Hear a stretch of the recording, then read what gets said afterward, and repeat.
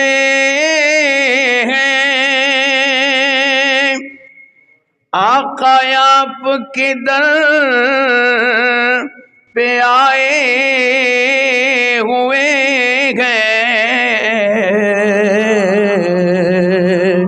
توجہ آپ نے میری طرف کرنی ہے ذرا، میں کسی اور ہی کیفیت میں ہوں آج، اللہ کرے کہ ہم سب وہاں پہنچ جائیں۔ اور حقیقت یہ ہے کہ جو یہ شاعر کہہ رہا ہے، جو ذلت، جو رسوائی، جو پریشانیاں، جو کچھ ہے، آقا ہم سے بھول ہوئی ہے، اور بھول یہ ہوئی کہ ہم نے قرآن کو بھی چھوڑا اور صاحب قرآن کو بھی چھوڑا۔ محبت سے کہیے ذرا سبحان اللہ۔ دنیا کے ٹھکرائے ہوئے ہیں، آقا آپ کے در پہ آئے ہوئے ہیں، دنیا کے ٹھکرائے ہوئے ہیں، آقا آپ کے در پہ آئے ہوئے ہیں، کھول دے اپنا باب رحمت، کھول دے اپنا باب رحمت، آقا ہم سے بھول ہوئی، چھوڑ کے آپ کا دامن رحمت، آقا ہم سے بھول ہوئی، بھول ہوئی، چھوڑ کے آپ کا دامن رحمت۔ اور آقا بلال مدینے آئے، جاؤ کا منظر پائے، آقا بلال مدینے آئے، جاؤ کا منظر پائے، چمکا جائے اپنی قسمت، چمکا جائے اپنی قسمت، آقا ہم سے بھول ہوئی، بھول ہوئی، چھوڑ کے آپ کا دامن رحمت، آقا ہم سے بھول ہوئی، بھول ہوئی، چھوڑ کے آپ کا دامن۔ اور دیکھیں آخری شعر سنیں، کیا خوبصورت شعر ہے۔ کافر قوم میں ہم پر غالب، تیرے کرم کے ہم ہیں طالب، کافر قوم میں ہم پر غالب، تیرے کرم کے ہم ہیں طالب، مل جائے ہم کو فتح و نصرت آقا ہم سے بھول گئی، آقا ہم سے بھول گئی، چھوڑ کے آپ کا دامن رحمت، چھوڑ کے آپ کا دامن رحمت۔ اللہ تعالیٰ کی حمد و ثنا اور حضور نبی اکرم نور مجسم شفیع معظم صلی اللہ تعالیٰ علیہ وآلہ وسلم کی بارگاہ بے کس پناہ میں ہدیہ درود السلام عرض کرنے کے بعد، اللہ تعالیٰ میری اور آپ کی سب کی حاضری کو اپنی بارگاہ میں شرف قبولیت عطا فرمائے۔ آپ یقیناً آپ کافی دیر سے محفل پاک میں حاضر ہیں، اور اللہ کرے کہ ہماری یہ حاضری اپنی بارگاہ میں اللہ اس کو قبول فرما لے، ورنہ یقیناً حالات کچھ ایسے ہیں کہ ہر قدم قدم پر ہم سے بھول خطا سرزد ہوئی ہے، اور ایک غلطی نہیں بلکہ کئی غلطیاں ہم سے سرزد ہوئیں، جس کا نتیجہ آج امت مسلمہ کی بدحالی اور روتے بلکتے سسکتے خون میں نہائے ہوئے مسلمان ہمیں نظر آ رہے ہیں۔ آج کا ہمارا موضوع جیسا کہ آپ کو 2-3 بار عرض کر دیا گیا تھا کہ انشاءاللہ ایک نیا موضوع ہوگا، اور اللہ کرے کہ ہم جو کچھ سنیں اس پر عمل بھی کرنے والے بنیں۔ خود کو قرآن میں ڈھونڈیں، یہ ہمارا آج کا موضوع ہے، خود کو قرآن میں ڈھونڈیں۔ میں نے کہا تھا کہ یہ بالکل نیا موضوع ہوگا، آپ نے یہ اس سے پہلے نہیں سماعت کیا ہوگا۔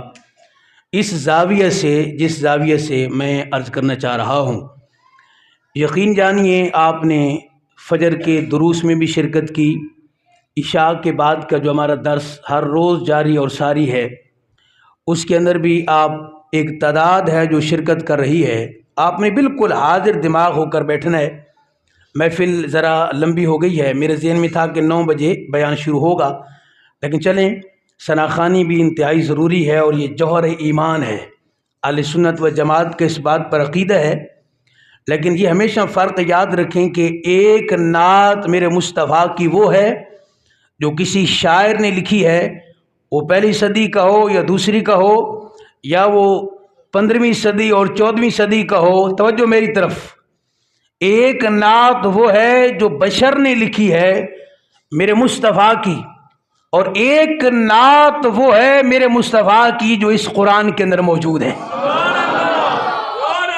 تو ہم نے جو حضور کی نعت بیان کرنی ہے وہ اس قرآن سے بیان کرنی ہے، تو اس سے بڑی کوئی نعت میرے مصطفیٰ کی ہو ہی نہیں سکتی، کیونکہ بشر کے کلام میں کوئی نقص، کوئی کمی، کوئی کوتاہی ہو سکتی ہے، لیکن یہ تو میرے خالق کا کلام ہے۔ لیکن چونکہ موضوع ہمارا یہ نہیں ہے، ہم اسی پر ہی رہیں گے انشاءاللہ، اور یہ ہو نہیں سکتا، بارہا سن چکے ہیں کہ موضوع کوئی بھی ہو اور میرے مصطفیٰ کی ہم شان بیان نہ کریں، یہ بھی نہیں ہو سکتا کہ ہمارا کھانا ہضم ہی تب ہوتا ہے جب ہم سرکار کی شان بیان کر لیں، تو وہ بھی آپ بیچ میں سنیں گے انشاءاللہ۔ لیکن سب سے پہلے موضوع کی طرف آپ آئیے۔ میں شروع کے اندر جو ہماری تمہید ہے وہ میں اور عرض کروں گا، قرآن کے بارے میں ہی ہوگی انشاءاللہ۔ اس کے بعد پھر ہم اس اصل موضوع کی طرف آئیں گے، خود کو قرآن میں تلاش کریں۔ میں قرآن میں کہاں ہوں، میں قرآن میں ہوں بھی یا نہیں، کن کن آیات کے اندر میں اس قرآن کی آیات کا مخاطب ہوں، اور کن کن آیات میں مجھے اس مخاطبین میں نہیں ہونا چاہیے تھا جس میں آج ہوں۔ تو یہ اس لحاظ سے ہم موضوع آگے چلائیں گے، لیکن پہلے میں ذرا قرآن پہ آپ کے سامنے مختصر بات عرض کر دوں، تاکہ آپ اس قرآن مجید کو اور اس کتاب ہدایت اور کتاب انقلاب اور کتاب نور کو صرف کتاب سمجھنا چھوڑ دیں آج سے۔ اس پر میں 10-15 منٹ لازمی لگانا ضروری ہے تاکہ آپ کو سمجھ آئے کہ یہ صرف کتاب نہیں ہے، دنیا میں کئی کتابیں موجود ہیں، اور اس وقت تو ہزاروں لاکھوں بلکہ کروڑوں کی تعداد میں کتابیں موجود ہیں۔ ایک تو بنیادی فرق ہمیشہ یہ یاد رکھیں کہ کسی اور مذہب کا بندہ اگر اس کو کتاب کا حوالہ دینا ہو اور پڑھ کے سنانی ہو تو وہ لائبریری کا محتاج۔ اللہ نے اس امت کو بوسیلہ مصطفیٰ کریم علیہ الصلوۃ والسلام یہ مقام عطا کیا کہ اس کو جب اس کتاب ہدایت کا حوالہ دینا ہو تو لائبریری میں جھانکنا نہیں پڑتا، کتاب کے ورق کو الٹنا پلٹنا نہیں پڑتا، بس آنکھ بند کرنی ہے، دل پر توجہ دینی ہے، آیات زبان پہ جاری ہو جاتی ہیں۔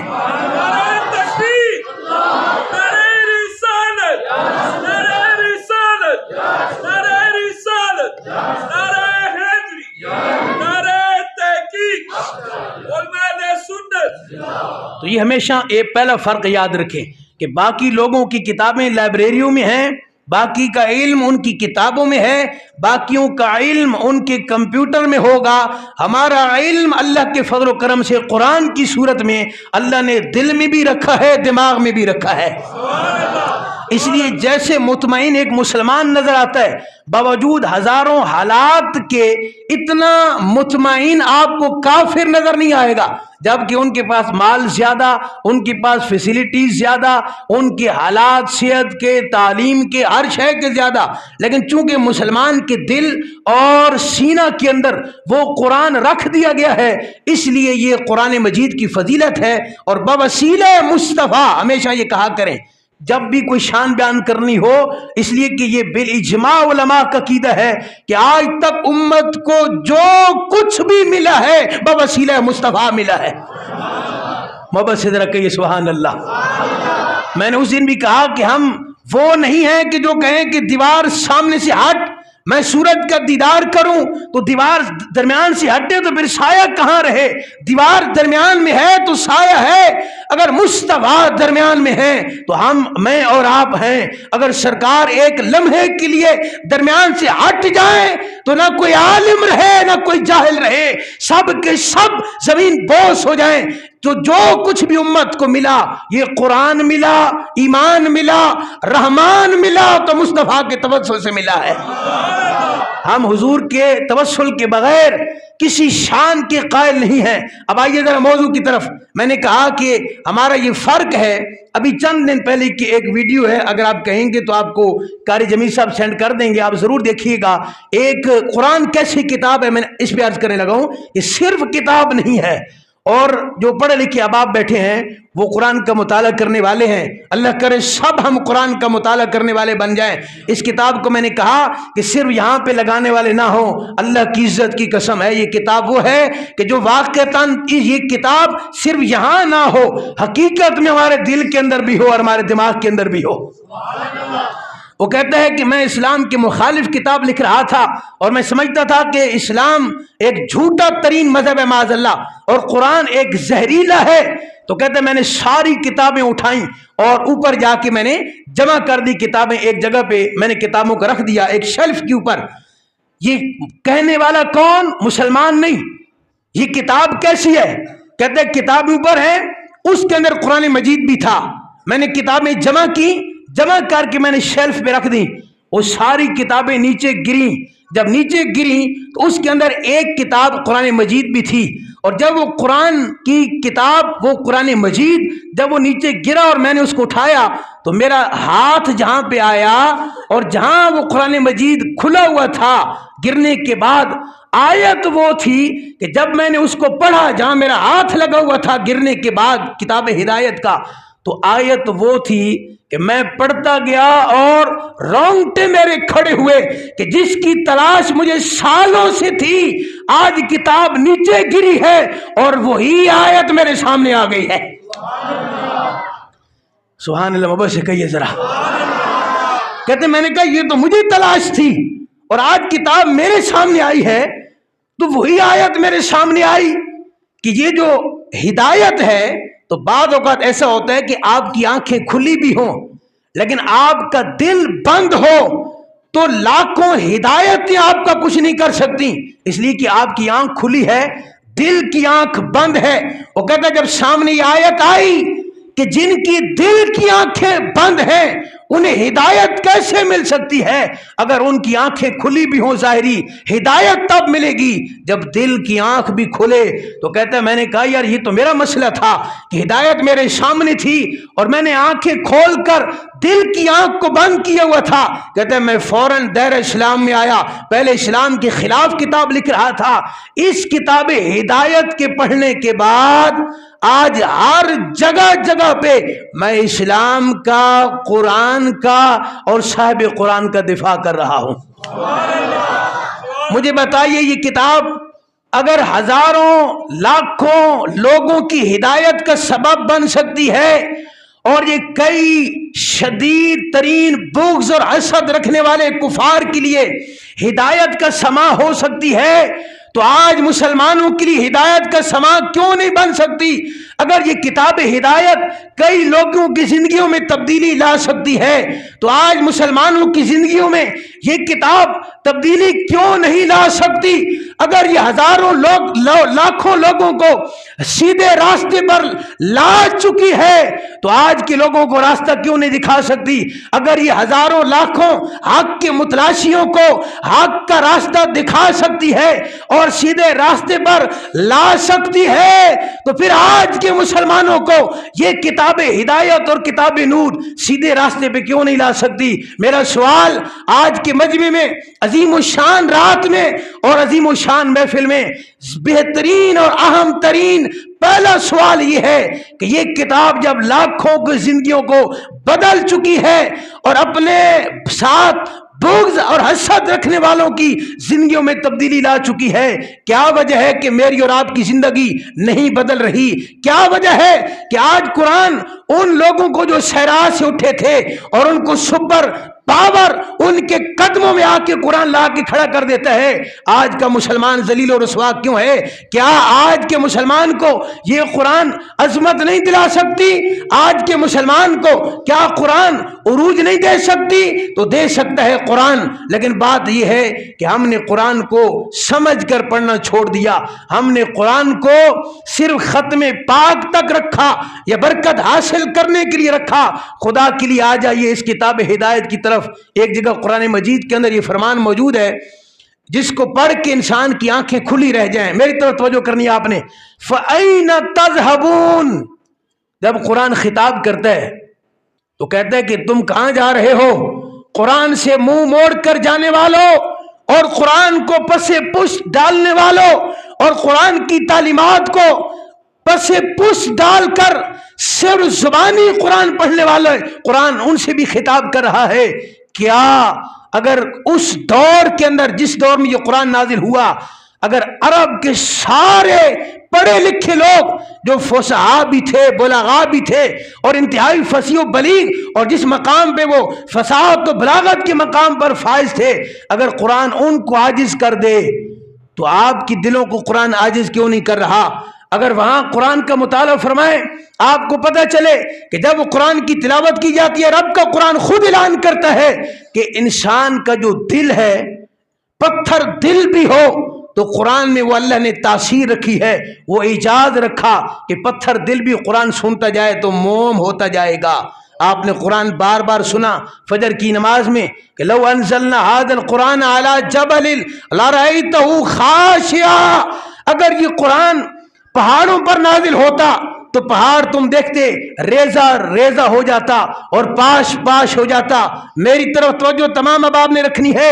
آج کا یہ میسج عظیم الشان رات کے حوالے سے خدا کے لیے کبھی توجہ کیجئے کہ قرآن میں تو عظمت تھی کہ اگر پہاڑ پر نازل ہوتا تو پہاڑ کا سینہ بھی پاش پاش ہو جاتا. ایک انسان کی کیا حیثیت ہے میں اور آپ قرآن سن کے ٹس سے مس نہ ہوں؟ تو بتائیے قصور کہاں ہے؟ بتائیے پھر عذر کہاں ہے؟ اگر قرآن پہاڑ کو پاش پاش کر دے اور مومن ٹس سے مس نہ ہو قرآن کو سن کر تو بتائیے پھر غلطی کیا کہاں ہوئی؟ بتائیے ہم اپنے اس ٹریک سے اترے کب یہ تو قرآن اپنے پڑھنے والوں کو کبھی بھی سیدھے راستے سے نیچے نہیں جانے دیتا. یہ قرآن تو کہتا ہے ہمیشہ اس راستے پر رہو کہ جو راستہ سیدھا جنت الفردوس کی طرف جاتا ہے. محبت سے کہیے ذرا. قرآن نورانی شیشہ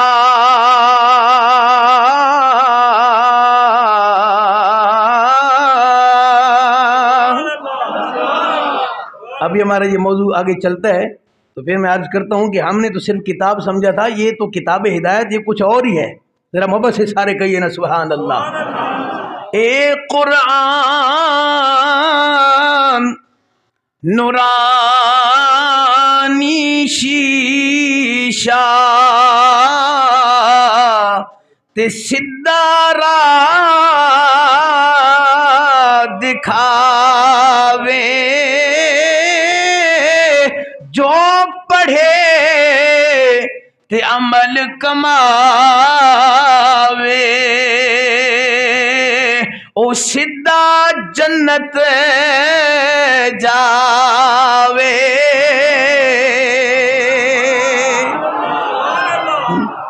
وہ تو سیدھا جنت جائے گا، لیکن کون؟ جو پڑھے عمل کرے. عمل تب کرے جب پڑھنے کے بعد سمجھے گا قرآن کی تعلیم اور قرآن کی تفہیم اور تعمیل اور پھر تذکیر اور تدبیر اور ہے. لہذا پہلے قرآن کو پڑھنا ہے، پھر سمجھنا ہے اور پھر اس پر عمل کرنا ہے، اس کے بعد پھر سیدھا جنت ہے انشاءاللہ. میں آپ کو ایک بات بتا دوں، میں نے جو جملہ بولا اس کی وضاحت کر دوں کہ قرآن صرف یہ کتاب نہیں ہے. میں آپ کو عرض کروں، آپ نے کبھی تو سوچا ہوگا یا نہیں سوچا تو آپ سوچ لینا جا کے. آج بڑے آرام سے بیان کرنے، اگر آپ توجہ سے بیٹھے رہیں، آج ساری رات ہمارے پاس ہے. اور میں یہ پہلے عرض کر دوں کہ اصل خرابی ہی یہی آئی ہے کہ ہم نے یہی سمجھا کہ نوافل پڑھنے کی بڑی فضیلت ہے، یقیناً ہے، لیکن قرآن پڑھنا اور سننا اور سمجھنا جو اس کی فضیلت ہے وہ 1000 رکعتوں سے بھی زیادہ ہے. اگر ہم نے یہ سمجھا ہوتا تو ہم نہ کہتے کہ جلدی بیان ختم کرو، ہم نوافل پڑھ لیں. اور یہی ہماری سب سے بیسک غلطی یہی ہے، مسٹیک ہماری بیسک یہاں سے شروع ہوئی کہ ہم نے سمجھا کہ قرآن ٹھیک ہے بیان ہوتا ہے ہم سن لیتے ہیں تو بس کریں یار، اب دعا کریں اور ہم نوافل پڑھنا شروع کر دیں. اعلی حضرت نے صلاۃ و تسبیح کے بارے میں جو لکھا، اگر میں یہاں بیان کروں تو آپ سارے جو ہے وہ پریشان ہوں گے کہ یار کیا مسئلہ بیان کر دیا. یقین جانیے کہ ہمارے ہاں ترجیحات کو ہم نے دوبارہ سے دیکھنا ہوگا. ہماری ترجیحات نوافل، ہماری ترجیحات مستحبات اور فرائض واجبات کا ہمیں تصور تک بھی نہیں ہے. یہ واجب اور لازم تھا آپ پر کہ آپ قرآن کو سمجھتے. آپ نے بے وفائی کا مظاہرہ کیا، آپ نے ناقدری کی اس کتاب ہدایت کی کہ جو کتاب ہر مقصد کے لیے اللہ نے اس کو نازل کیا تھا، آپ نے ایک ہی مقصد بنا لیا اور سمجھا کہ ہم قرآن پڑھ لیتے ہیں ٹھیک ہے ختم پاک پہ تو بس اس کا مقصد ہی پورا ہو گیا، اس کا حق ادا ہو گیا. اس کا حق ادا تو وہ کر گئے کہ سر کہیں تھا دھڑ کہیں تھا، تلاوت پھر بھی جاری تھی. جی وہ پھر بھی کہتے تھے ابھی حق نہیں ادا ہوا. ان کا حق ادا کرنے والے تو یا مدینہ میں لیٹے آرام کر رہے ہیں یا مکہ میں لیٹے آرام کر رہے ہیں. جی میں اور آپ اس کا کیا حق ادا کریں گے؟ تو ہمارا یہی ہے کہ پڑھ لو ختم پاک تو اس کا حق ادا ہو گیا. نہیں، اس کا حق اتنا آسان نہیں ہے. اب سنیے ذرا جو میں نے کہا، یہ صرف کتاب نہیں ہے، میرے مصطفیٰ صلی اللہ تعالی علیہ وسلم. اور دیکھیے اس میں 2 باتیں آپ کا ایمان تازہ ہوگا. یہ کیا اس کلام کے اندر کیا کچھ ہے ہمیں آج تک سمجھ نہیں آیا. میرے مصطفیٰ اپنا زانو جو ہے نا، زانو مبارک، حضرت زید بن ثابت، یہ کاتبین وحی میں سے ایک نام ہے حضرت زید بن ثابت کا. کیا نام ہے بولیے ذرا؟ ثابت رضی اللہ تعالیٰ عنہ. کہتے ہیں میرے مصطفیٰ اپنا زانو میرے زانو پر رکھے ہوئے تھے. اب پہنچانا پڑے گا آپ کو، کتنی بڑی بات ہے اور آپ نے ہضم کر لی. میرے مصطفیٰ اپنا زانو مبارک حضرت زید بن ثابت کی زانو پر رکھا ہوا ہے. یہ محبت کیا محبت ہے صحابہ سے میرے مصطفیٰ کی، اپنے غلاموں سے. کہتے ہیں زانو رکھا ہوا ہے اور عین اسی حالت میں وحی اترنا شروع ہو گئی. اب سنیے، صرف کتاب نہیں ہے. کہتے ہیں جیسی وحی کا نزول ہوا، تو چونکہ بخاری شریف کے اندر موجود ہے کہ سخت سردیوں میں بھی اگر وحی اترتی تھی، حضرت عائشہ کہتی ہیں یہ صرف کتاب نہیں ہے، وحی اترتی تو سخت سردیوں میں میرے مصطفیٰ کے مبارک پیشانی پر پسینے کے آثار اور پسینہ چمکنے لگ جاتا، اور یوں چمکتا جو مشکات شریف کے اندر بھی موجود ہے کہ جیسے ستارے چمک رہے ہوں. سخت سردیوں میں وحی اترتی تو یہ عالم ہوتا میرے مصطفیٰ کا، جس کو آپ نے سمجھا کتاب ہے بند کر کے رکھ دیا. فرماتے ہیں حضرت زید بن ثابت کہ میرے مصطفیٰ کا زانو میرے زانو پر ہے، عین اسی حالت میں وحی اترنا شروع ہوئی. کہتے ہیں جب وحی کا نزول ہوا تو وحی کی جو شدت تھی اور جو قرآن کا ایک بار تھا، جس کو کہا کہ لو انزلنا هذا القرآن على جبل لرأيته خاشعا متصدعا من خشیۃ اللہ. کہتے ہیں اس کا جو بار تھا، جب وحی کا نزول ہوا تو میرے سینہ پہ قرآن نہیں نازل ہو رہا تھا، مصطفیٰ کے سینہ پہ قرآن نازل ہو رہا تھا.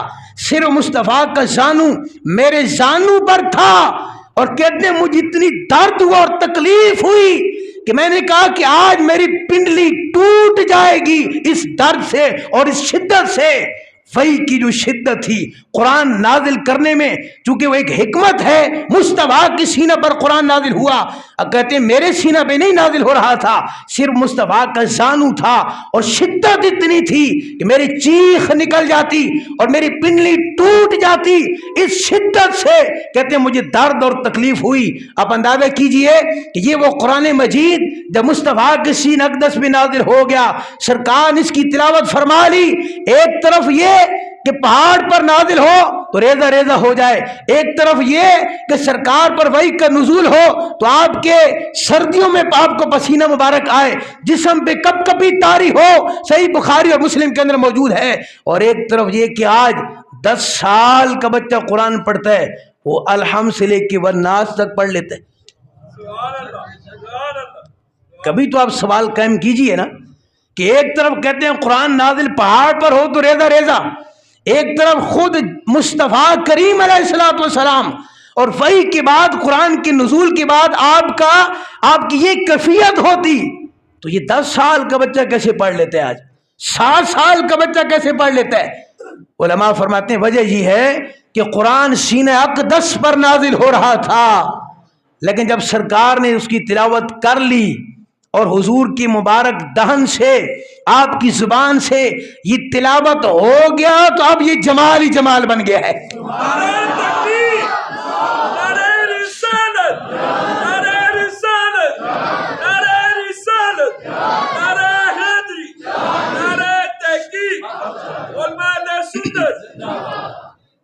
تو یہ قرآن کی شان. اب مجھے بتائیے کہ ہم نے تو صرف اس کو کتاب سمجھا تھا. آج ایک اور نئی بات آپ کو عرض کروں، آپ اس پر بھی توجہ کم کرتے ہیں. یہ جو قرآن مجید ہے نا، جو سیاہی سے آپ نے اردو بازار سے کسی نے لکھا، کتابت کراچی سے شائع ہوا کسی نے لکھا، یاد رکھیے گا قرآن مجید کے اندر موجود ہے کہ قرآن کو نور کہا گیا. نور کہا گیا. کیا کہا گیا؟ اصل میں 5 منٹ کے بعد ترنم بھی آنی چاہیے، تو پھر آپ ذرا جاگ کے بیٹھتے، ذرا محبت سے کہہ دیجیے نا سبحان اللہ. اب میں ایک بات عرض کرتا ہوں، ذرا توجہ سے سنیے گا. عقیدے کی بات بھی ہے، توجہ کی بات بھی ہے، محبت کی بات بھی ہے، اور نسبت کی بات بھی ہے. ہاتھ کھڑے کر کے ذرا کہیے سبحان اللہ. آپ کبھی توجہ فرمائے نا، قرآن جس نے نازل کیا، نازل کرنے والا کون؟ سارے بولیے نا. نازل کرنے والا میرا رب، اور میرا رب قرآن کہتا ہے نور ہے. میرا رب کیا ہے؟ تو نازل کرنے والا نور جو قرآن لے کے آ رہا ہے حضرت جبریل علیہ السلام، وہ بھی نور. اور یہ جو قرآن آ رہا ہے خود قرآن بھی اب مجھے ایک جملہ کہنے دیجیے عقیدے کی بات، جس نے کتاب بھیجی وہ نور، لانے والا نور، جو آ رہا گئے وہ نور، اور جس کی طرف آ رہا گئے وہ بھی نور۔ یہ عقیدہ بھی یاد رکھا کریں، کبھی کبھی ان ٹاپکس کے اندر بھی اپنا عقیدہ ہم نکال لیتے ہوتے ہیں۔ بھائی جو بھیج رہا ہے وہ نور، جو لا رہا ہے وہ نور، جو آ رہا ہے وہ نور، تو جس کی طرف آ رہا ہے وہ نور نہیں ہے جی؟ بھائی جس کی طرف آ رہا ہے، جس کی سینہ پر نازل ہو رہا ہے، باقی سارے نور ہیں، اور جس کی طرف آ رہا ہے وہ نور نہیں ہے۔ ان تینوں باتوں سے پتہ چلا بھیجنے والا نور، لانے والا نور، جو شے جو کلام آ رہا ہے وہ نور، اور جس کی سینہ پر نازل ہو رہا ہے وہ نور۔ اب ذرا ایک اور بات سنیے ذرا، میں نے کہا یہ صرف کتاب نہیں ہے، قرآن نے خود کہا کہ یہ نور ہے، اللہ نے خود فرمایا قرآن میں یہ نور ہے۔ ہمارے ہاں تو یہ الفاظ ہوتے ہیں، مثلا میں یہ کتاب کھولتا ہوں، میں کہتا ہوں کہ یہ میرے سامنے یہ الفاظ لکھے ہوئے ہیں، تو اللہ کے بندو یہی تو ہم نے غلطی کی کہ یہ صرف کتاب نہیں تھی کہ جو آپ نے سیاہی سے لکھا اور آپ نے سمجھا یہ کتاب ہے، نہیں، قرآن کا ایک ایک لفظ، قرآن کا ایک ایک حرف یہ نور تھا، ہدایت تھی۔ ایک آیت کو پڑھنے کے بعد بھی بیسوں سینکڑوں لوگ ایسے تھے کہ جن کو ہدایت ملی، اور ایک بہت بڑے محدث اور مفسر گزرے، وہ کہتے ہیں یہ مت کہنا قرآن صرف قرآن معجزہ ہے، وہ کہتے تھے کہ قرآن کی ہر آیت معجزہ ہے۔ قرآن کی، بولیے قرآن کی، وہ کہتے تھے 6666 کہتے ہیں قرآن میں معجزات ہیں کیونکہ ہر آیت معجزہ۔ اور پھر کہا کہ آگے چلو، ان کا قرآن کا ایک ظاہر معنی ہے، ایک باطنی معنی ہے، ظاہر میں بھی قرآن معجزہ ہے، باطن میں بھی قرآن معجزہ ہے۔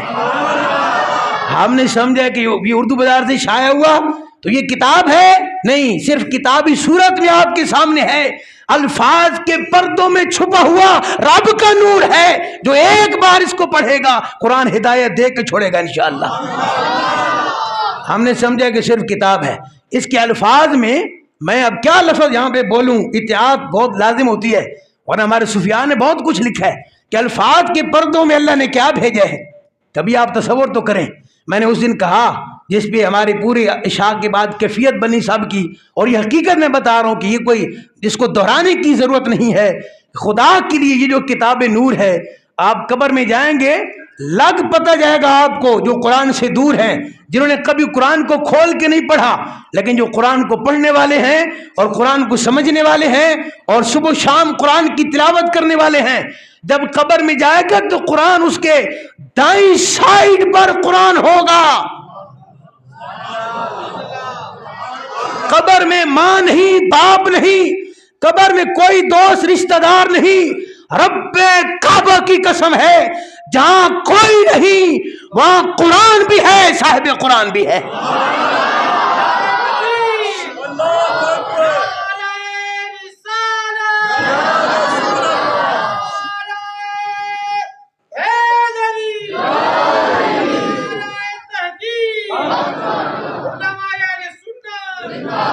تو ہم نے صرف کتاب سمجھا۔ ہمارے ایک صوفی بزرگ کہتے تھے، آنکھ بند ہونے کی دیر ہے، لگ پتہ جائے گا آپ نے محبت کی ہے مال و دولت سے، آپ نے محبت کی ہے اور چیزوں سے، لیکن اللہ کی عزت کی قسم ہے جہاں کوئی رشتہ نہیں ہوگا، جہاں کوئی لائٹ کا اہتمام نہیں ہوگا۔ اس قرآن کو نور کہا تو کسی وجہ سے کہا، کئی حکمت علماء نے لکھی ہیں اس کو نور کہنے کی وجہ سے، فرمایا جہاں کوئی لائٹ کا اہتمام نہیں ہوگا وہاں یہ کتاب نور آئے گا، پھر اندھیرا دور تک نظر نہیں آئے گا۔ جہاں قرآن ہو وہاں اندھیرا نہیں ہوتا، نور ہی نور ہوتا ہے وہاں پہ جی۔ جہاں اندھیرا ہے وہاں قرآن نہیں ہے، اور جہاں قرآن ہے وہاں اندھیرا نہیں ہے۔ یہ دو اپوزٹ سائیڈ ہے، یہ کبھی نہیں ہو سکتا، متضاد چیزیں دو کبھی جمع نہیں ہو سکتی، یا قرآن یا اندھیرا۔ اندھیرا ہے تو قرآن نہیں ہے وہاں، اور قرآن ہے تو پھر وہاں پہ بولیے اندھیرا نہیں ہے۔ اب آئیے ذرا، میں نے آپ کو عرض کیا کہ خود کو قرآن میں تلاش کریں، میں نے آپ کو قرآن کی عظمت بتا دی، یہاں بھی آپ کو پتہ چلے گا وہاں بھی آپ کو پتہ چلے گا. لیکن مسئلہ صرف یہ ہے کہ ہم نے آج تک یہی سمجھا کہ قرآن 14.5 صدیاں پہلے نازل ہوا تھا. ایک علامہ صاحب ہیں, انہوں نے ایک تحقیق کی ہے. وہ کہتے ہیں میری تحقیق یہ ہے, چونکہ آپ کو یہ معلوم ہونا چاہیے کہ سرکار دو عالم صلی اللہ تعالی علیہ وسلم کے 3 بڑے معجزات ہیں. کتنے بڑے معجزات ہیں؟ 3. معجزات کی دنیا میں اس سے بڑے کوئی معجزہ نہیں ہے. سارے انبیاء کا ملا کے معجزات کی دنیا میں ان 3 معجزات سے بڑا کوئی اور معجزہ نہیں ہے. معجزات کی دنیا میں بھی نہیں ہے. کیا؟ ایک معراج کی رات میرے مصطفیٰ کو جو اللہ کا دیدار ہوا, یہ معجزات کی دنیا میں بھی ایسا اور کوئی معجزہ نہیں. دوسرا معجزہ میرے مصطفیٰ کا شق القمر, جو آپ نے چاند کو 2 ٹکڑے کیا, یہ معجزات کی دنیا میں بھی ایسا اور کوئی معجزہ نہیں ہے. اور تیسرا معجزہ یہ ہے جو آپ کے ہاتھ میں اور میرے ہاتھ میں قرآن مجید, اور وہ فرماتے ہیں سب سے بڑا معجزہ معجزات کی دنیا میں آج تک جس نبی کو معجزہ ملا بشمول میرے مصطفیٰ کریم علیہ الصلوۃ والسلام, سب سے بڑا معجزہ. اور لطف کی بات یہ ہے جو جاری اور ساری ہے, یہ بات سمجھنے والی تھی جو میں نے عرض کی کہ باقی معجزات تو بظاہر ختم ہو گئے, لیکن قرآن قیامت تک کے لیے معجزہ, یعنی جب نازل ہو رہا تھا تب بھی معجزہ تھا, یہ ہر صدی میں معجزہ رہا, یہ آج بھی معجزہ ہے, یہ قرب قیامت بھی معجزہ رہے گا. یہ ایسا نہیں ہے کہ ایک جب تھا تو اتنا معجزہ تھا بعد میں ختم ہو گیا, نہیں, یہ بعد میں بھی معجزہ ہے. اب آئیے ذرا, تو میں نے کہا کہ اس قرآن سے تلاش کرو, اپنے آپ کو تلاش کرو میں کہاں پہ ہوں. موضوع اتنا لمبا ہے یہ, لیکن ضروری تھا کہ میں تمہید عرض کرتا تاکہ اس کتاب کی جو شان اور عظمت ہے وہ آپ کے سامنے کھل کے آئے. لیکن چند آیتیں, چند باتیں آپ کے سامنے عرض کروں گا. سب سے پہلے میں نے, پھر آپ سب نے ہر بات پہ نوٹ کرنا ہے کہ کیا میں یہاں پہ ہوں یا بولیے. کوئی ٹائم یار اتنا زیادہ تو نہیں ہوا ابھی بھائی, جاگنے کی رات ہے. تو آج تو میں نے کہا تھا کہ ہمارے لیے عبادت یہی ہے. اگر آپ بولیں گے نہیں تو پھر میں وہ مسئلے بتا دوں گا کہ جو ابھی میں کم بتاتا ہوں. کم بتانے کی بھی کوئی حکمت ہوتی ہے نا بھائی. آپ نے نوافل کو پکڑا ہوا ہے, اور جو میں عرض کر رہا ہوں اس میں کیا رکھا ہے اللہ نے ابھی سارا میں نے بتایا. سارے ہاتھ کھڑے کر کے ذرا سبحان اللہ کہیں, پتہ چلے کیا بیٹھے ہیں. ماشاءاللہ, پہلی آیت ہی ایسی ہے. ویسے تو میں کہیں اور سے شروع کرنا چاہ رہا تھا, لیکن چلیں, کیونکہ عقیدہ جو ہے نا وہ جب ہم قرآن سے تلاش کریں گے اپنے آپ کو, تو سب سے پہلے ہم یہ تلاش, چلیں میں عرض کر ہی دیتا ہوں, اس میں بڑی ایک محبت والی بات ہے. سب نے توجہ میری طرف, بچوں کو چھوڑ دیں. آپ نے اپنے گھر میں جا کے یا مسجد میں آ کے, اللہ کرے مسجد میں آ کے قرآن کھول لیں. آپ کبھی بیٹھ جائیں کہ یار میں دیکھتا ہوں کہ میں قرآن میں ہوں یا نہیں ہوں, یعنی میرے سے مراد کہ میرا ذکر, اور بایمانہ یہ بھی میں وضاحت کر دوں, بایمانہ کہ کیا ان لوگوں میں شامل ہوں, وہ صفات میں رکھتا ہوں. چونکہ میں نے کہا نا قرآن آئینہ ہے, تو جو قرآن کے سامنے آئے گا اس کو اپنی صورت, اپنا کردار نظر آئے گا. یہ وضاحت پہلے کر کے موضوع آگے سٹارٹ کروں گا تاکہ آپ کو پتہ چلے کہ میں قرآن میں ہوں کا کیا مطلب ہے, خود کو کیسے قرآن میں تلاش کروں. مطلب یہ ہے کہ آپ اپنا کردار دیکھیں گے, ان صفات کو دیکھیں گے کہ کیا وہ صفات میرے اندر ہیں جو اللہ نے قرآن کے اندر اپنے نیک بندوں کی بیان فرمائی ہیں. اس میں سب سے پہلی بات یہ ہے کہ جس میں ہم سب شامل ہیں اللہ کے فضل و کرم سے. اس میں تو محبت سے سبحان اللہ کہنا چاہیے تھا. اور وہ 88 سے زیادہ آیات ہیں. کتنی آیات؟ یعنی تقریباً 99 مرتبہ قرآن نے میرا اور آپ سب کو اس میں شامل فرمایا ہے. ابھی بھی سمجھ نہیں ہے, 88 99 مرتبہ تقریباً سب کو شامل کیا. اور آپ حیران ہوں گے اور قربان جائیں گے میرے مصطفیٰ کے ان ذرات پر بھی جو آپ کے نقش پا کے نیچے آ, نقش پا, ان ذرات پر بھی قربان جائیں گے. ہماری کوئی حیثیت نہیں تھی. وہ کیا ہے؟ قرآن کہتا ہے یا ایھا الذین آمنو. قرآن کیا کہتا ہے؟ کبھی خود بھی پہنچ جائے کریں, یا ایھا الذین, آمنو، اے ایمان والو. یہ 88 مرتبہ اور 99 مرتبہ بلکہ قرآن میں یہ لفظ آیا یا ایھا الذین.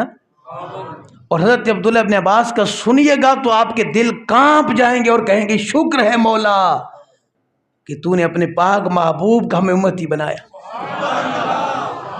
حضرت عبداللہ ابن عباس کہتے ہیں آج سے پہلے کسی امت کو اللہ نے اس طرح خطاب نہیں فرمایا. آمنو، ابھی آپ سورہ حشر کی وہ آیات پڑھی تو آپ کو سمجھ آئے گی کہ یہ آمنو کیا ہے. واللہ الذی لا الہ الا ھو الملک القدوس السلام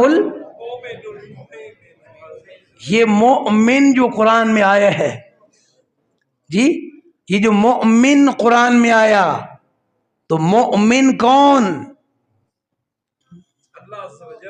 یہ صفات اللہ کی صفاتی نام بیان ہو رہے ہیں. یہ الملک، القدوس، السلام، المؤمن.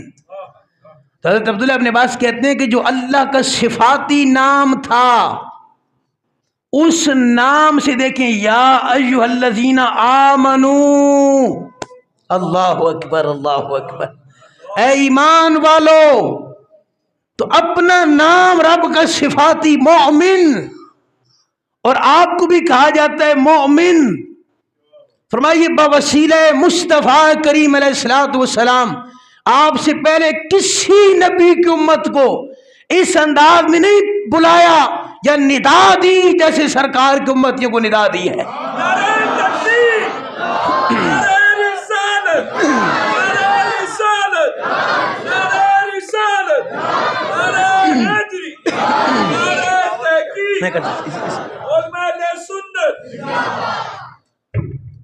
اب ذرا پہلی آیت ذرا سنیے گا آپ توجہ سے، خود کو قرآن میں ڈھونڈیں. پہلی آیت، کیا میں اور آپ ادھر ہیں؟ ہم شامل ہو سکتے ہیں ان صفات میں؟ ہاتھ کھڑے کر کے ذرا کہیں سبحان اللہ. بسم اللہ الرحمن الرحیم. یہ میں نے 6 ماہ پہلے کہا تھا کہ یہ آلہ ہے چیک کرنے کا. کیا آپ قرآن سننا بھی چاہتے ہیں یا ویسے میں نے زور لگانا ہے؟ بسم اللہ الرحمن الرحیم. ان اللہ اشتری من المؤمنین انفسهم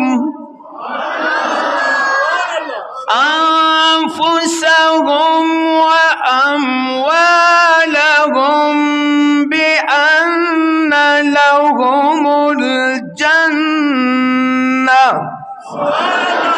اللہ اکبر، اللہ اکبر. یقاتلون فی سبیل اللہ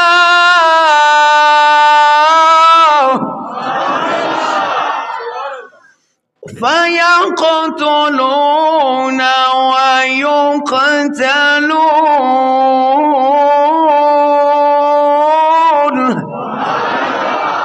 اب ذرا سنیے گا اس کا ترجمہ. ہم ہیں کہ نہیں یہاں پہ؟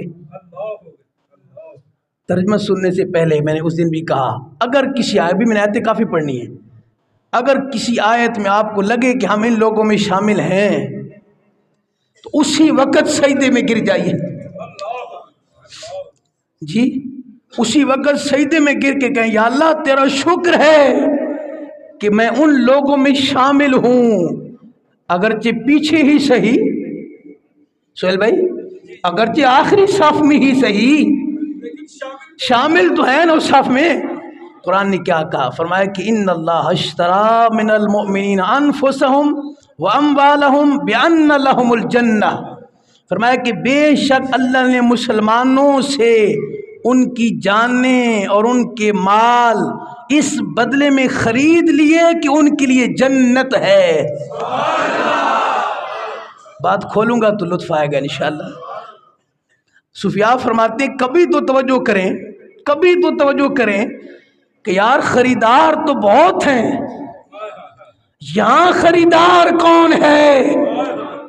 جی خریدار تو بہت اور تاجر تو بہت، کسی نے کیا قیمت لگائی، کسی نے کیا قیمت لگائی، لیکن یہاں خرید کون رہا ہے؟ خود اللہ تعالیٰ کی ذات۔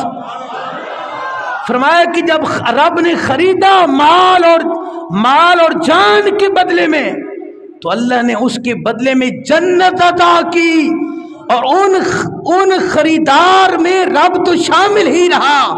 سفیاء کہتے ہیں کہ جس کو سب سے پہلے خریدا گیا وہ اور کوئی نہیں ہے، حضرت صدیق پاک ہے۔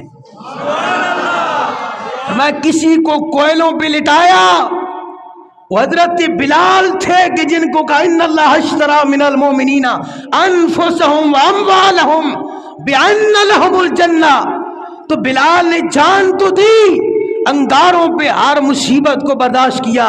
فرمایا یہ دیکھو خریدار کون ہے، اللہ رب العزت خرید رہا ہے مومنوں کو۔ یار میں اسی اگلی بات ایک اور بھی کر دوں، اب کبھی تو توجہ فرمائے آیات پڑھنے کے بعد۔ وہ کسی نے 2-3 دن پہلے عشاء کے درس کے بعد ایک شعر پڑھا، اس نے کہا کہ وہ ہم اس بازار میں بک گئے، تو میں نے کہا یار یہ بھی اللہ کا شکر ہے کہ اس بازار مصطفیٰ میں جہاں صدیق کبھی بکے تھے اور کبھی بلال، کبھی عثمان اور کبھی حضرت سلمان فارسی، حضرت صہیب رومی اور کبھی اعلیٰ حضرت جیسے، وہاں ہم غلام بھی بکے ہیں اس بازار مصطفیٰ میں۔ اس یار کوئی کہاں بکتا ہے، کوئی مال کے عوض میں، کوئی ڈالر کے عوض میں، کوئی پاؤنڈ، کوئی کس کے عوض میں، اور اس بازار میں بکنا کہ جس میں خود محمد رسول اللہ صلی اللہ تعالی علیہ وسلم جو اللہ کے محبوب ہیں، تو ان اللہ اشترى من المؤمنین انفسهم واموالهم بان لهم الجنہ۔ تو یہ اس پہلے میں نے اور آپ نے یہ دیکھنا ہے کہ کیا میں اس میں شامل ہوں، کیا میں اپنی جان اللہ کے لیے پیش کرتا ہوں، کیا میں اپنا مال اللہ کے لیے پیش کرتا ہوں؟ اگر تو اس میں شامل ہیں اسی وقت سجدے میں گر جائیں، یا اللہ میں 14.5 صدیاں بعد آ کے بھی اس قرآن کی اس آیت میں شامل ہو رہا ہوں۔ ذرا اور کہیے نا محبت سے سبحان اللہ۔ ایک اور آیت میں پیش کر دیتا ہوں جو آج کی رات میں بڑا فٹ آتی ہے، کیا خوبصورت آیت ہے، میں پڑھ دیتا ہوں، ذرا محبت سے کہیے نا سبحان اللہ۔ فرمایا تتجافى جنوبهم عن المضاجع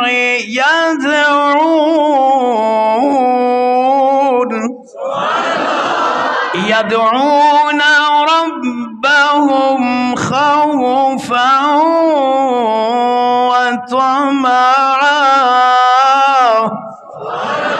ومما رزقناهم ينفقون۔ اب سنیے ذرا، فرمایا ان کی کروٹیں ان کی خوابگاہوں سے جدا رہتی ہیں، ان کی کروٹیں ان کی خوابگاہوں سے جدا رہتی ہیں، اور وہ ڈرتے اور امید کرتے اپنے رب کو پکارتے ہیں اور ہمارے دیے ہوئے میں سے خیرات کرتے ہیں۔ یہ اس بندے کے لیے ہے کہ جس کے لیے پھر قرآن کی ایک دوسری آیت ہے جس نے اس کو اور کھول کے بیان کر دیا، جو شب براءت اور شب قدر میں جاگنے والوں کو یہ آیات خوشخبری سنا رہی ہے کہ کل ان آیتوں میں صدیق و فاروق تھے، عثمان و علی تھے، آج اسی کے حکم میں آپ بھی شامل ہو رہے ہو۔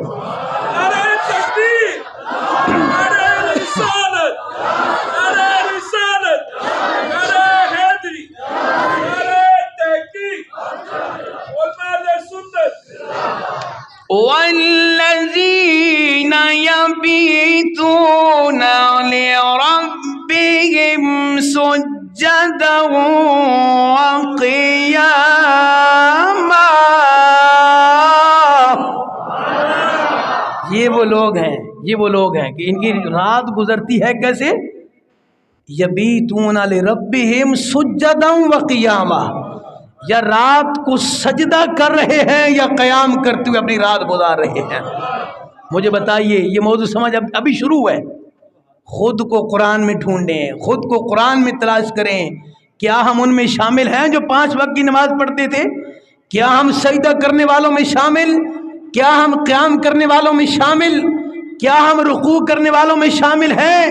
اگر ہیں تو رب کا شکر ادا کرتے ہوئے سجدے میں گر جائیں، اور اگر نہیں ہیں تو پھر عبرت پکڑتے ہوئے فوراً توبہ کرتے ہوئے اس عظیم و شان رات میں ان لوگوں میں اس صف میں شامل ہو جائے جس صف کے امام آمنہ کے لال ہیں. یہ صف بہی معنی میں نے کہا ہے، ورنہ میرے مصطفیٰ اصل میں کسی اور صف کے امام ہیں. بات سب پلے نہیں پڑی آپ کے. میرے مصطفیٰ تو امام الانبیاء ہے، وہ تو امام المرسلین ہے. یہ تو اللہ کا فضل ہے کہ اس معنی میں بہی معنی اس صف کے امام میرے مصطفیٰ ہیں.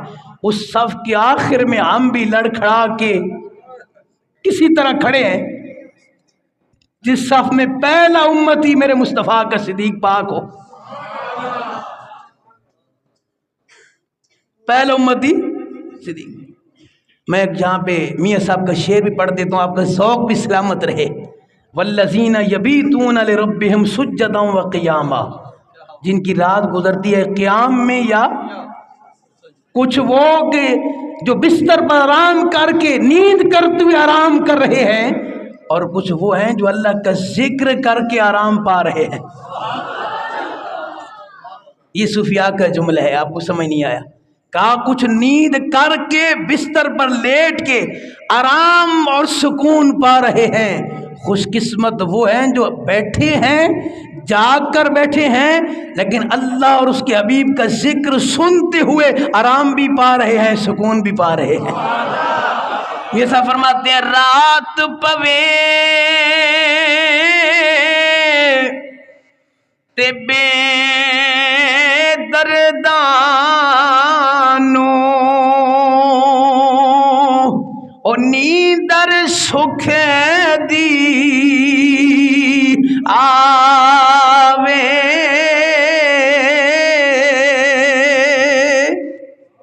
بے درد، جن کو کوئی درد نہیں ہے، جن کو کوئی عشق اور محبت نہیں ہے، کوئی پرواہ نہیں ہے، بے درد.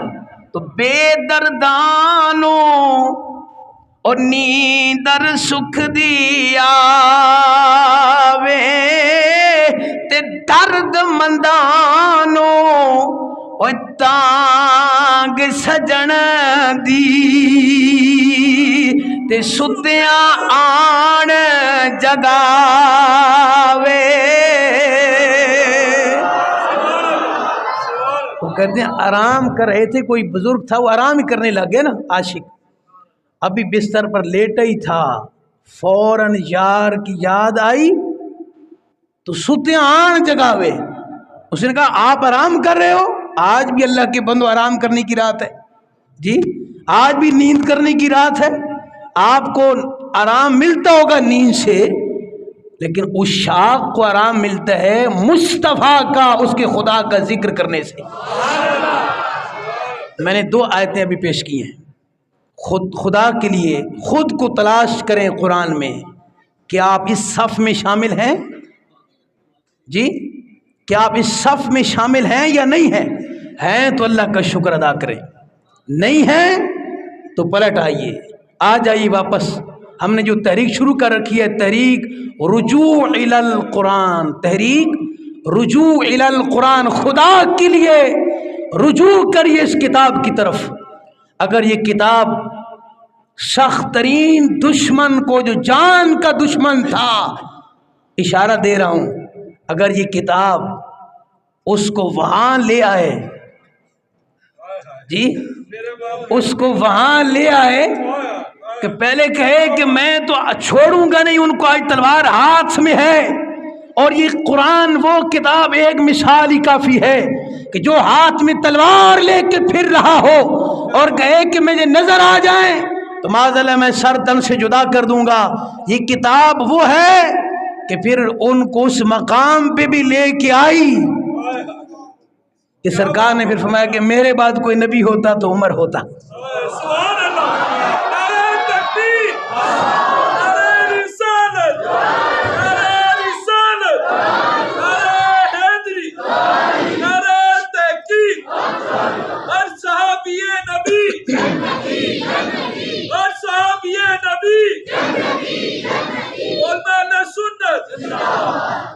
اب ذرا قرآن کے بارے میں، یہاں آپ ہیں، میں ہوں.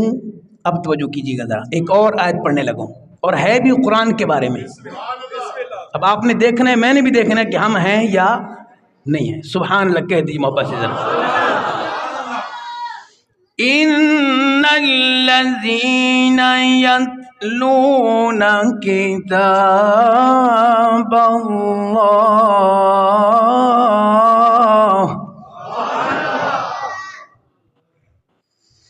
ان الذین یتلون کتاب اللہ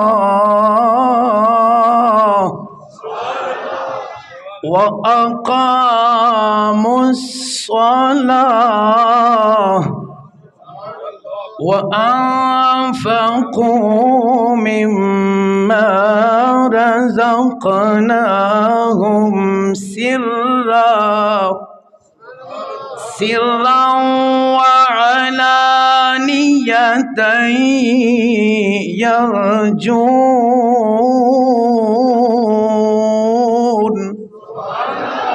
يرجون تجارة لن تبور. ترجمہ بتا کے نہ پھر پڑھتا ہوں آیت، لطف تب آئے گا. میں نے اور آپ نے جو پکے نمازی ہیں اللہ کے فضل سے، اس میں کئی ایک ہیں جو ترجمہ تفسیر سے قرآن پڑھنا انہوں نے شروع کر دیا ہے. چودھری صاحب انشاءاللہ کئی اور میں چہرے دیکھ رہا ہوں جو پکے نمازی ہیں، وہ بھی اس صف میں نظر آئیں گے. یار میں ایک عرض کرتا ہوں آیت، میں ایک بات عرض کر دوں، ہماری کیا حیثیت ہے یار. میں تو یہی بار بار مطالبہ کر رہا ہوں نا، 1 مہینے سے 2 مہینے سے اور 7 سال سے، کہ خدا کے لیے اس صف میں آ جائیے، قرآن ترجمہ تفسیر سے پڑھیے، ایک آیت ہی پڑھیے. آج جملہ سن لیجئے، اس صف میں یار آ جائیں جس صف میں ایک ایسی ہستی بھی ہے کہ جس کا 40 دن پانی بھی بند تھا اور کھانا بھی بند تھا. قاری خرم صاحب جاگ کے ذرا، 40 دن پانی بھی بند، کھانا، ایمان تابع سن لیجیے، آدھی بات بیان ہوتی ہے نا، پوری بھی سنیں آپ. 3 دن بھی پانی بند رہا اور کھانا، اور خلیفہ وقت تھا جس کا 40 دن پانی بند رہا، کھانا بند رہا. اور جب پوچھا گیا کہ یا حضرت امیر المومنین، 40 دن پانی تو گیا نہیں، 40 دن تو کھانا گیا نہیں، تو جو میری طرف آپ کیسے بھوکے پیاسے رہے؟ اللہ اکبر اللہ اکبر اللہ اکبر. اس صف کی بات بتا رہا ہوں، مرضی آپ کی ہے، چوائس از یور، آپ کی چوائس. میرا کام ہے دعوت دینا خدا کے لیے. میں آپ کو کیا دعوت دے رہا ہوں؟ اس صف کی دعوت دے رہا ہوں کہ جس صف میں ایسی ہستی بھی ہے. 2 باتیں ان کے حوالے سے. ایک کہا کہ بھوک لگتی تھی، پیاس لگتی تھی، کیا کرتے تھے؟ کہا رب کا قرآن پڑھتا تھا، بھوک اور پیاس مٹ جاتی تھی. اور اسی ہستی کی دوسری بات ہے کہ جب شہید ہوئے تو اس وقت بھی ہاتھ میں رب کا قرآن تھا، اور خون جب گرا تو قرآن کی آیت پر گرا، فَسَيَكْفِيكَهُمُ اللَّهُ. میں تو آپ کو اس صف میں دعوت دے رہا ہوں، خدا کے لیے اس صف میں آ جائیے کہ جس صف میں حضرت سیدنا عثمان غنی رضی اللہ تعالیٰ عنہ شامل ہے. یار ہم گناہگار، ہم سیاکار، لیکن اس صف میں آخری بندہ بھی اگر میں ہو جاؤں یا آپ ہو جائیں، آخری بندہ بھی ہو، لیکن اس صف میں ہو جائیں کہ جس میں ذوالنورین بیٹھا ہو اس صف کے اندر. پہلے نہیں پڑی بات. اس صف میں بھی ہو کہ جس میں حضرت عثمان تشریف فرما ہو. یہ قرآن پڑھنے والوں کا بتا رہا ہوں. میں پھر آیت پڑھنے لگا ہوں، ترجمہ سنیے ذرا. میں بے شک وہ لوگ جو اللہ کی کتاب کی تلاوت کرتے ہیں، نماز قائم رکھتے ہیں، اور ہمارے دیے رزق میں سے پوشیدہ اور اعلانیہ کچھ ہماری راہ میں خرچ کرتے ہیں، وہ ایسی، سنیے گا، وہ ایسی تجارت کے امیدوار ہیں جو ہرگز تباہ نہیں ہوگی. وہ ایسی تجارت کے امیدوار جو ہرگز تباہ نہیں ہوگی. تاکہ اللہ انہیں ان کی ثواب بھرپور دے اور اپنے فضل سے اور زیادہ عطا کرے۔ بے شک وہ بخشنے والا بھی ہے، قدر فرمانے والا بھی ہے۔ یہ ہیں قرآن کی تلاوت کرنے والے۔ میں آپ کو عرض کروں کہ قرآن کی آیت سے پتہ چلا کہ جو قرآن سمجھ کے پڑھنے والے ہیں یہ اس تجارت کے طلبگار اور امیدوار ہیں جن کی تجارت کبھی بھی تباہ نہیں ہوگی۔ جن کی تجارت بولیے جن کی تجارت کبھی بھی تباہ نہیں ہوگی۔ تو خدا کے لیے میری مسجد میں، ہماری مسجد میں پڑھنے والے، قرآن مجید کی تلاوت سمجھ کے کرنے والے، آپ سمجھ لیجئے آپ ایسی تجارت کر رہے ہیں کہ جس کا کوئی نقصان ہونے والا، بولیے یہ ایک جملہ آپ کے لیے کافی ہے نا؟ بہت ہے۔ جو تلاوت کرنے والا ہے، قرآن سمجھ کے پڑھنے والا، آپ سے پوچھے کہ مجھے کیا ملے گا، آپ آج کے بعد کیا کہیں گے اس کو کہ بھائی آپ وہ تجارت کر رہے ہیں جس میں کوئی نقصان نہیں ہے، فائدہ در فائدہ ہے، فائدہ در فائدہ ہے، اور اتنا فائدہ ہے کہ یہی قرآن آپ کو ایک دن سرکار کے قدموں میں لے جائے گا انشاءاللہ۔ آپ محبت سے کہیے سبحان۔ پھر میں آیت پڑھ لیتا ہوں یہ ان الذین یتلون کتاب اللہ، یہ ہے کتاب کی تلاوت کرنے والے اور زکوٰۃ دینے والے اور نماز پڑھنے والے اس صف کے اندر شامل ہو گئے کہ جنہوں نے وہ تجارت کی ہے کہ ہر تجارت کو نقصان ہے، ان کی تجارت کو کوئی نقصان ہونے والا نہیں۔ اس پر ایک بات ہی کافی ہے جو میں نے آپ کو عرض کر دی ہے۔ اب آخری دو باتیں آپ نے توجہ سے سماعت فرمانی ہے۔ ڈاکٹر اقبال کے بارے میں آپ سب نے سنا ہوا ہے نا سب نے، ڈاکٹر اقبال کے بارے میں۔ قرآن کے بارے میں نے ابھی 2 یا 3 دن پہلے، یہ ہماری جو گڑی شو ہے علامہ اقبال روڈ، اس پر ایک گھر ہے اور اس میں اقبال جس قرآن سے پڑھتے تھے نا، قرآن کا مطالعہ کرتے تھے، وہ قرآن وہاں پہ موجود ہے۔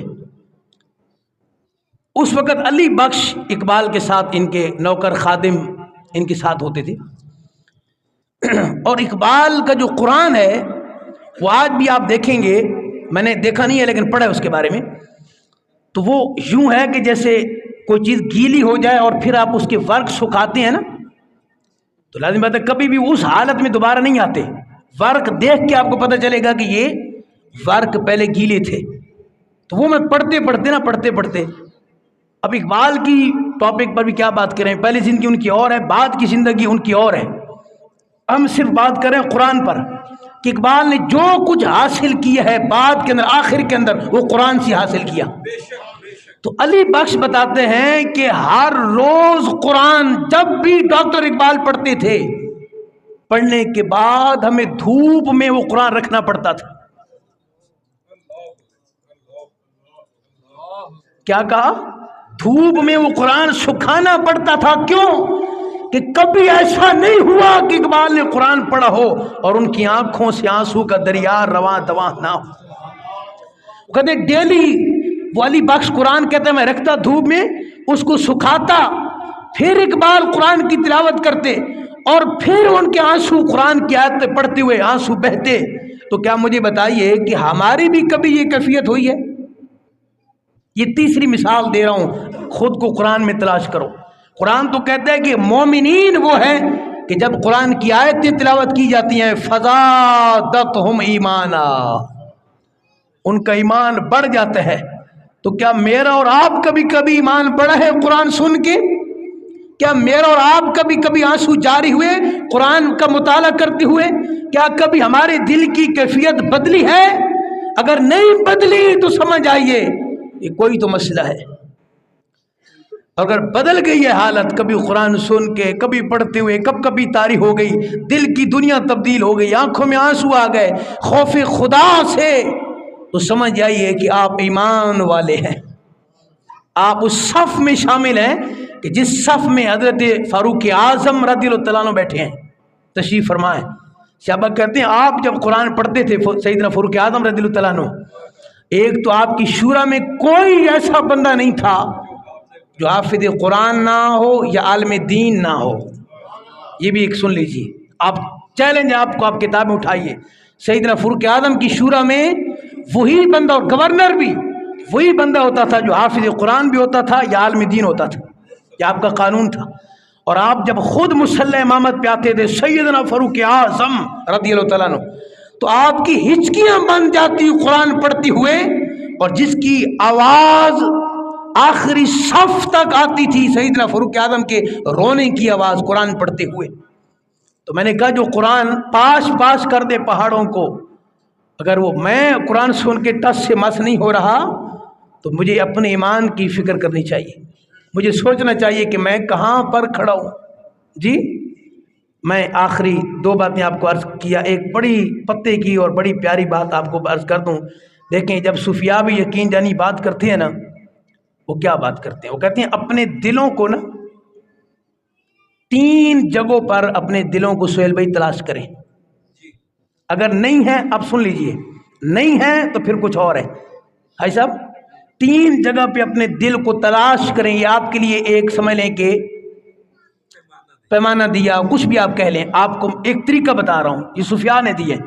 3 جگہوں پر اپنے دل کو تلاش کریں. قلب کو، ایک قرآن سننے کے وقت،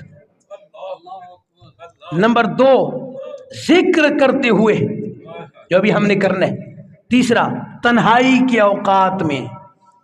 اگر ان 3 جگہوں میں آپ کا دل نہ لگے، جی ان 3 جگہوں میں آپ کا دل نہ لگے تو پھر اللہ سے مانگا کرو کہ وہ تمہیں ایک بیدار دل عطا فرمائے. کیوں؟ اس لیے کہ تم دل سے محروم ہو، تمہارا دل مردہ ہو چکا ہے. اگر اس مقام پر بھی کوئی ہلچل نہیں ہو رہی تو سمجھ آئیے تمہارا دل مردہ ہے. رب سے وہ دل مانگو کہ تنہائی میں ہو، ذکر میں ہو، یا قرآن کی تلاوت سنتے اور کرتے ہوئے ہو، آپ کے دل کی دنیا بدل رہی ہے تو پھر وہی بات آ گئی، سجدے میں گر جائیے. اللہ تیرا شکر ہے تو نے مجھے وہ دل دیا جو ایک بیدار دل ہے، بیدار دل ہے. اور اس زمان کے اندر میری آخری بات، آخری گزارش وہ یہ ہے کہ دل بیدار کون سا ہے؟ ہزاروں کروڑوں لاکھوں اربوں دل ہیں. قرآن نے بعض ان کو کہا جو چلتے پھرتے ہوئے تھے، قرآن نے کہا یہ مردہ ہیں. اور بعض وہ تھے جن کے سر تن سے جدا ہو گئے، قرآن نے کہا ان کو مردہ گمان بھی نہیں کرنا. تو بیدار دل صوفیاء کے ہاں وہ ہے. وہ کہتے ہیں دل بیدار وہی ہے اور دل زندہ وہی ہے کہ جس کے دل میں مصطفیٰ کا ذکر ہو، اس کے خدا کا ذکر ہو. اگر خدا اور مصطفیٰ کا ذکر نہیں ہے، رب کعبہ کی قسم ہے آپ ہزاروں دل رکھتے ہو، آپ کے دل مردہ ہیں، تباہ ہیں آپ کے دل. اگر آپ بیمار ہیں، بستر مرگ پر ہیں، چارپائی پر ہیں، کمزور اور نحیف ہیں، لیکن آپ کے دل کے اندر اس کے محبوب کی یاد بھی ہے، خدا کی یاد بھی ہے، تو اللہ کا شکر کیجیے، اللہ نے آپ کو بیدار دل عطا فرما دیا ہے. تو آج کے اس مختصر سے وقت کے اندر ہم نے کیا سیکھا، یہ آپ تمام اب آپ نے خود نوٹ کرنا ہے. ہم کس مقام پہ کھڑے ہیں، ہمارا قرآن سے کتنا تعلق ہے، قرآن ہماری زندگیوں میں کیا انقلاب لا رہا ہے، اور ہمیں قرآن سے تعلق رکھیں گے تو کیا فائدہ ہوگا. یہ مجھے اور آپ سب کو آج کے اس عظیم و شان محفل پاک کے بعد جب گھروں کی طرف ہم رخصت ہوں گے، آج تو چونکہ عبادت کے اندر ہماری رات گزرنی ہے، صبح کا جب وقت آئے گا اور کل کا جب سورج چڑھے گا، اور پھر خصوصاً چونکہ رمضان مبارک کے ایام بالکل قریب ہیں، تو صوفیاء کے ہاں تو یہ بات واضح ہے کہ قرآن جب پڑھو لطف دیتا ہے، رمضان میں پڑھو تو ڈبل لطف دیتا ہے. جب پڑھو قرآن لطف دے گا، جب پڑھو ایمان تازہ ہوگا، لیکن رمضان میں پڑھو تو اس کا لطف دوبالا ہے، اس کی برکت بھی، اس کی رحمت بھی دوبالا ہے. کیوں؟ اس لیے کہ شہر رمضان الذی انزل فیہ القرآن. اور میں آخری باتیں کر دوں، ختم کر دیتا ہوں. قرآن کی عظمت کے لیے یہ نقطہ بھی آپ کو سمجھانا کافی ہے کہ جس رات میں قرآن نازل ہوا نا، وہ رات تمام راتوں کی سردار بن گئی. جس سینے میں قرآن آیا وہ تمام لوگوں کا سردار بنا، حافظ قرآن، عالم دین. یعنی قرآن جہاں جہاں ہے وہاں عظمت ہی عظمت ہے، عظمت ہی عظمت، بلندی ہی بلندی، رفعت ہی رفعت، برکت ہی برکت، رحمت ہی رحمت، نور ہی نور. اور صحیح مسلم کے حدیث کے مطابق جہاں قرآن نہیں ہے وہ دل بھی ویران گھر ہے، ویران گھر. تو میں اور آپ آج دوسرا موضوع رکھا، حالانکہ شعبان المعظم کی 15ویں رات ہے. آپ کے ذہن میں سوال ہو سکتا ہے کہ ہم نے موضوع اس کا انتخاب کیوں کیا تھا. اس کی وجہ یہ ہے کہ سب کچھ اس قرآن میں اللہ نے جمع فرما دیا ہے. یہ میسیج دینا ضروری ہے، توجہ فرمائیں. انتخاب موضوع کا کیوں کیا کہ سب کچھ اس قرآن میں ہے، کوئی ایسی شے نہیں ہے عظمت والی جو قرآن میں نہ ہو. یہ تمام علوم کی جامع کتاب قرآن مجید ہے. خدا کے لیے اس کو الماریوں سے نکال لیجیے، اور صرف رمضان میں بھی نہ پڑھیے کہ رمضان آ گئے تو قرآن کھل گیا، رمضان گیا تو قرآن بھی بند ہو گیا. نہیں، یہ قرآن ہر جگہ ہر مقام پہ آپ کو عظمت دے گا انشاءاللہ.